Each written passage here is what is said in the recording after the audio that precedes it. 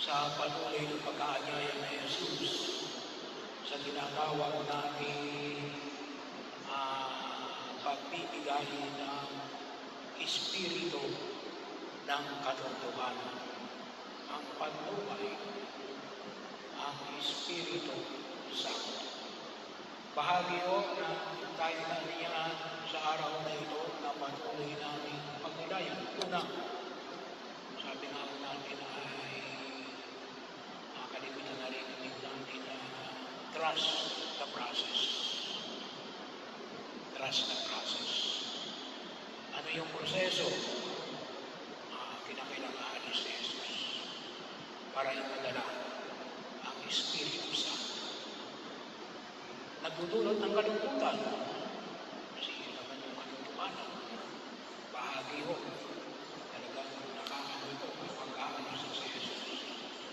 Pero sabi nga, pinakailangan umalis siya para maipadala ang Espiritu Santo upang patuloy tayong gabayan sa pagkilos natin sa daigdig na ito upang mapunuan yung misteryo ng itinuliyang ng pagliligtas ng Diyos.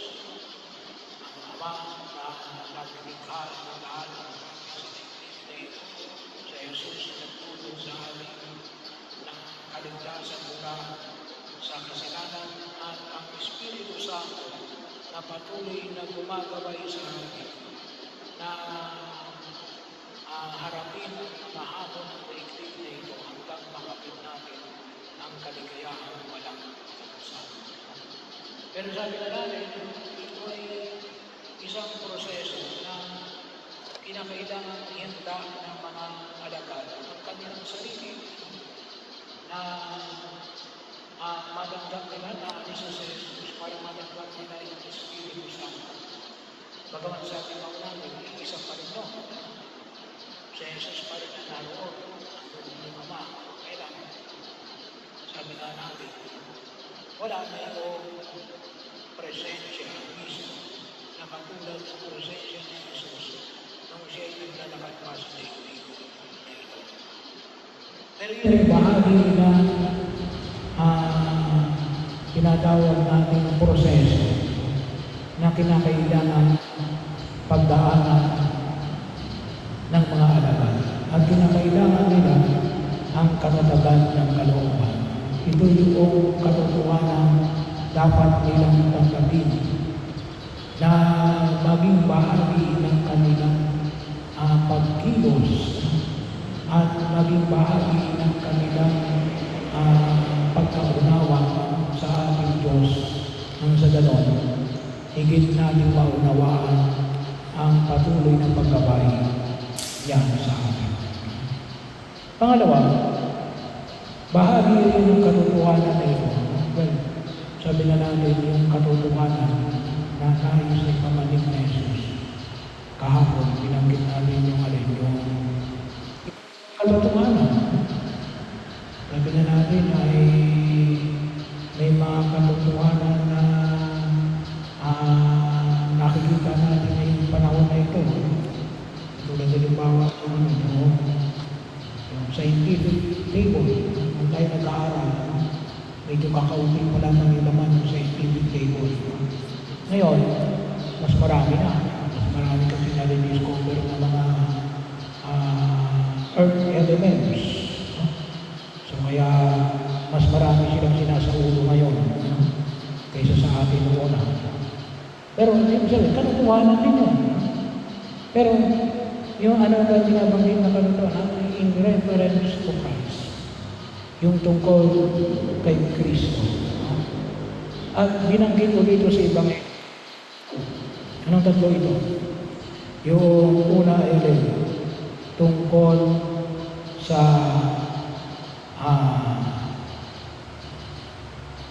kasalanan. Pagkabahagi yun ng pinaanyaya natin. Kasalanan ay hindi lamang kapunuan o set of rules. Ito yung hindi mo dapat gawin. Ito ito yung wag ayong gagawin mo. Pero yun ay bahagi ng alin, more or higit sa lahat na alin, na yung mga bahagi ng kasalanan na alin, higit sa lahat, yun ay alin, pagpili kay Jesus. At hindi pagpili kay Jesus.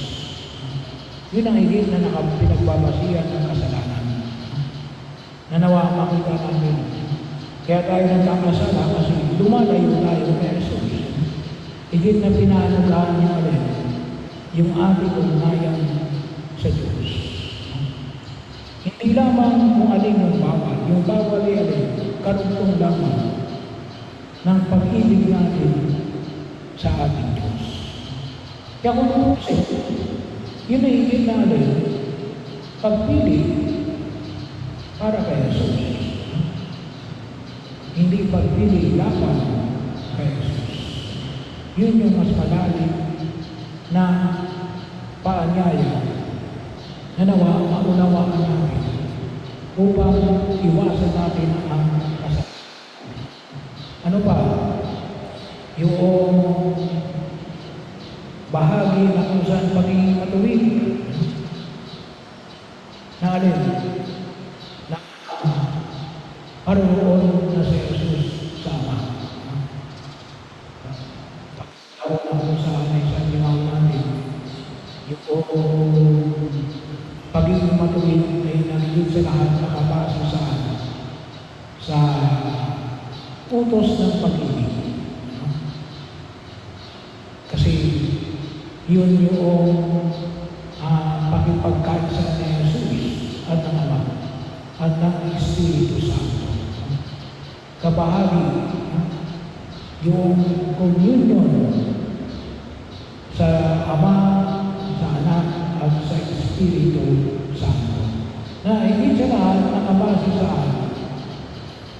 sa paanyaya ng pag-ibig. Bahagi yun na nawa ay magdulot sa atin na higit na pagkapaalaga. Hindi lang mo pagsunod.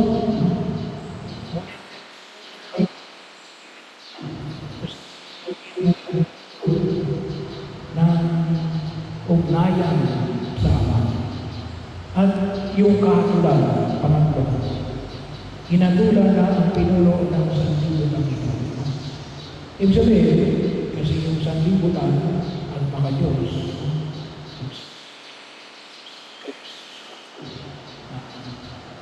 na pinapamanik natin, na hindi pagpili kay Jesus ay siguradong magtutulot sa atin ng kapahamakan.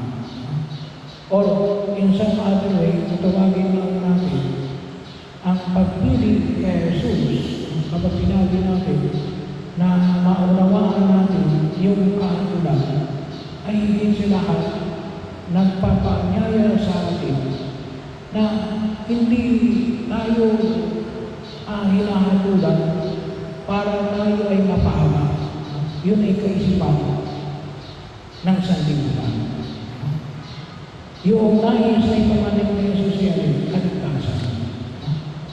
Kaya, anumang katotohanan na nagdudulot ng kapahamakan, hindi kasama yun. No? Totoo naman ito. Totoo ito. Pero, nagbibigay ng kapahamakan. Hindi yun ang paanyaya na ipinahayag ni Jesus. Yun ay kaisipan ng sanlibutan. Nakunutusin ay alin, ang nais mo ay alin, kapahamakan. Ginamit mo lamang ang katotohanan. Kaya Jesus hindi. Ang tunay na katotohanan, magdudulot ng kaligtasan. Hindi dapat ito magbibigay ng kapahamakan. Hindi na ulugan na hindi na pag-usahan ng tao yung kanyang kaisipan, pero yung sabihin,